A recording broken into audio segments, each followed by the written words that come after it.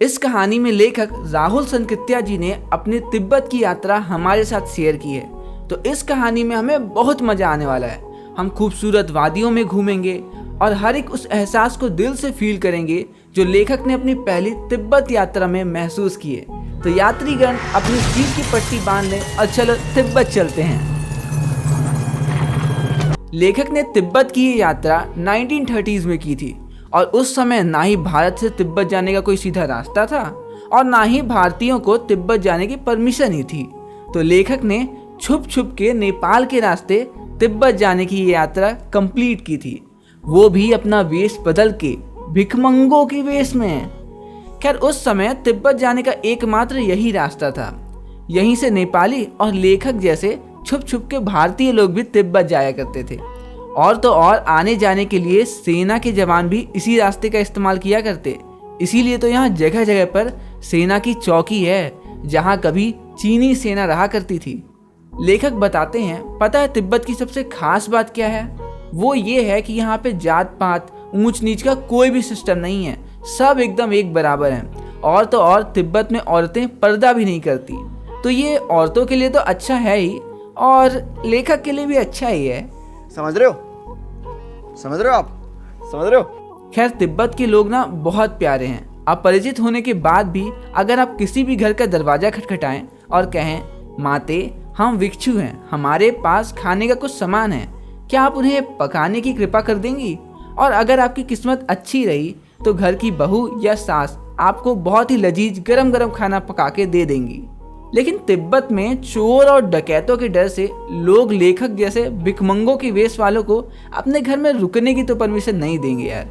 और एक बार तो लेखक और उनके दोस्त ठोडला पहुंचने ही वाले थे, जो कि तिब्बत में एंटर करने पे सबसे पहला स्थान था। लेकिन शाम होने की वजह से ठोडला से एक गांव पहले ही रुकना पड़ा। लेकिन खुशी की बात यह थी कि लेखक के दोस्त सुमिति की जान पहचान होने की वजह से उन्हें भिखमंगों की वेशभूषा के बावजूद रुकने की एक अच्छी खासी जगह मिल गई। वरना 5 साल बाद तो जब लेखक और उनके दोस्त वापस आ रहे थे तो उन्हें उस ठंड में रुकने की कोई जगह ना मिली, जबकि उन्होंने इस बार भिखमंगों का वस्त्र भी नहीं पहना था और मजबूरी में उन्हें एक छोटे से झोपड़े में शरण लेनी पड़ी। अब तिब्बत के लोग आपको अपने घर में रुकने देंगे या नहीं, ये तो समय समय की बात है। क्योंकि अगर आप शाम के 6 बजे के बाद किसी के घर में जाओगे तो शायद ही ऐसा कोई घर मिले जहां लोग पी के टुन्न ना हो। तो अगले दिन हमें तिब्बत में प्रवेश करने के लिए थाड़ा पहुंचना था और थाड़ा पहुंचने के लिए हमें एक बहुत ही ऊंची सी पहाड़ मतलब ठोडला पार करना था। कंफ्यूज मत होना यार, थाड़ा एक जगह का नाम है जहां लेखक को पहुंचना है तिब्बत में प्रवेश करने के लिए। और ठोडला मतलब होता है एक बहुत ही ऊंचा सा पर्वत। वैसे पता है थाड़ा पहुंचने के लिए लेखक को जो ठोडला मतलब वो बहुत ही ऊंचा सा पहाड़ पार करना था ना, उसकी ऊंचाई 16 से 17,000 फीट थी। और इतनी ऊंचाई में ना कोई गांव होते हैं और ना ही कोई लोग। यहाँ मिलते हैं केवल और केवल डाकू, क्योंकि यहाँ पे कानून व्यवस्था बना पाना बहुत ही मुश्किल काम है। और इसी बात का फायदा उठाते हैं वहाँ के डाकू, जो पहले तो आपका मर्डर कर देंगे। बच गया साला। फिर देखेंगे कि आपके पास कुछ है भी या नहीं। लेकिन लेखक को डाकुओं का तो डर नहीं था। जहां भी कोई डाकू हाथ में बंदूक लिए पास आते दिखता, वहीं अपनी टोपी उतारते, जीभ बाहर करते और शुरू हो जाते, दया करो बाबू दया करो, करोड़ों साल से भूखे हैं, 1 पैसा, बस 1 पैसा दे दो। तो लेखक को डाकुओं का तो डर नहीं था। हाँ डर था तो 17,000 फीट की उस ऊंचाई का। तो अगले दिन सुबह सुबह थाड़ा ठोडला के लिए लेखक निकल पड़ते हैं। लेकिन उस ऊंचाई को देखते ही लेखक ने अपने दोनों हाथ खड़े कर दिए और अपने दोस्त सुमिति से कहा, देख भाई हमसे ना हो पाएगा, एक काम करो 2 घोड़ा ले लो, कम से कम वो सामान तो उठा ही लेंगे। बहुत ही मुश्किल से कहीं जाकर हमने चढ़ाई पूरी की। और अब क्या, अब तो ढलान थी। अब हम घोड़े में चढ़ गए और झूमते झूमते चलने लगे। वैसे लगता है मुझे ना कोई चाइनीज घोड़ा मिला था, कभी सबसे आगे निकल जाता तो कभी फुस बोलकर सबसे पीछे ही हो जाता और उसे मार देता तो बेचारा सुस्त पड़ जाता। अब मैं और मेरा घोड़ा दोनों थकान के नशे में झूमते झूमते बस चलते जा रहे थे। पता ही नहीं चला कि कब मैं रास्ता भटक गया और तभी किसी ने बताया कि मैं तो 1-1.5 मील गलत रास्ते में आ गया हूँ। मैं फिर उस सुस्त घोड़े के साथ वापस गया और सारा रास्ता दोबारा तय किया। वापस पहुँचते पहुँचते शाम के 5 बज गए थे। थोड़ी देर बाद रास्ते में मैंने देखा कि कोई टमाटर जैसे लाल शक्ल के साथ किसी का इंतजार कर रहा है। ध्यान से देखा तो पता चला, अरे ये तो मेरा दोस्त सुमति है। वो गर्म होके फट पड़ा। मैंने 2-2 टोकरी कंडे फूंक डाले, 3-3 बार चाय गर्म किया। मैंने बहुत प्यार से कहा, दोस्त देखो, इसमें मेरी कोई गलती नहीं थी। मुझे घोड़ा इतना सुस्त मिला था। मुझे तो लगा पता नहीं ये सुस्त घोड़ा मुझे रात तक पहुंचा भी पाएगा या नहीं, या कहीं यहीं रास्ते में इसकी जान ना निकल जाए। खैर थोड़ी देर में सुमिति का गुस्सा शांत हो गया। वैसे सुमिति ने वहाँ भी अपने दोस्त बना रखे थे। हमने हपेज के गरम गरम खाना खाया और फिर जो सोए तो पता ही नहीं चला कि सुबह कब हो गई। तो थाड़ा ठोडला पार करने के बाद अब हम टिढारी के विशाल मैदान में थे। और अभी तक तो सुमिति की दोस्तों की वजह से हमें फायदे ही फायदे हुए, लेकिन अब हमारे सुमिति को उसके और भी दोस्तों से मिलने जाना था जो इधर उधर के गांव में थे, जिसमें 4-5 दिन लगने वाले थे। और यार वो तो रास्ते में भी नहीं आ रहे थे।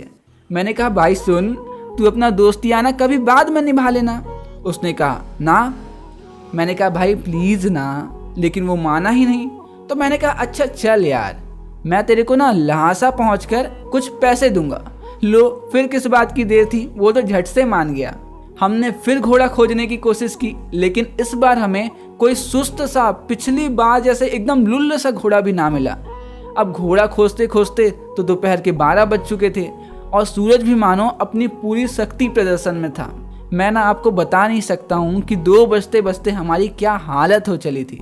एक तरफ से सूरज चेहरे को तपा रहा था और दूसरी तरफ से बर्फ ना पीठ को कुड़कुड़ा दे रही थी। यार मतलब समझ नहीं आ रहा था कि बोलूं क्या, ठंड लग रही है या गर्मी। अब सुमति की दोस्त यहाँ टिढारी में भी थे। उसने कहा, यार राहुल, अब इनसे तो मिलने दे यार, ये तो रास्ते में आ रहे हैं ना। मेरी भी हालत चल चल के एकदम खराब हो गई थी और मैंने कहा चल ठीक है यार, मिल लेते हैं। वहाँ सुमति एक भिक्षु से मिलने गया। वे बहुत ही अच्छे इंसान थे और हमारे भिखारियों के कपड़े के बावजूद इतनी इज्जत दी, तो मतलब वो तो एकदम महान इंसान ही रहे होंगे। खैर वहाँ ना एक बहुत ही अच्छा सा मंदिर था। मैं वहाँ गया तो देखा वहाँ पे हाथों से लिखी हुई बुद्ध वचन के 103 अनुवादों की किताब थी और मैं उनमें कहीं खो गया। तभी सुमति फिर से आया और कहा, भाई मैं अपने एकाध दोस्तों से और मिला हूँ क्या? मैं तो अब किताबों की दुनिया में कहीं खो गया था। और कहा, हाँ भाई जा, आराम से आना। अगले दिन सुमति सुबह सुबह निकल पड़ा। मैं सोच रहा था कि इसे कम से कम 2 से 3 दिन तो लग ही जाएंगे, लेकिन वो तो उसी दिन दोपहर में वापस आ गया। वैसे टिडारी गांव वहां से दूर ना था और हमने अपना अपना सामान उठाया, भिक्षु से विदाई ली और फिर क्या वहां से चल पड़े। तो बस यहीं पे खत्म हो जाती है हमारी कहानी लहासा की ओर। तो लेखक कहाँ कहाँ गए थे, एक बार हम माइंड मैप देख लेते हैं। तो लेखक ने 1930s में ये यात्रा की, जिसमें वो नेपाल के रास्ते से तिब्बत की ओर जाते हैं। सबसे पहले उन्हें ठाड़ा पहुंचना था, जिसके लिए उन्हें ठोडला मतलब एक बहुत ही ऊंचा पहाड़ पार करना पड़ता है, जिसकी ऊंचाई लगभग 16-17 हजार फीट थी। उसे पार करके कहीं जाके लेखक टिढारी पहुंचते हैं। तो लेखक की यात्रा तो अभी लंबी चलेगी, लेकिन हमारी बुक में यहीं पे खत्म हो जाती है ये कहानी। तो बस आज के लिए इस कहानी में इतना ही। मिलते हैं अगली वीडियो में अगले चैप्टर के साथ। तब तक के लिए दीजिए मुझे इजाज़त। नमस्कार।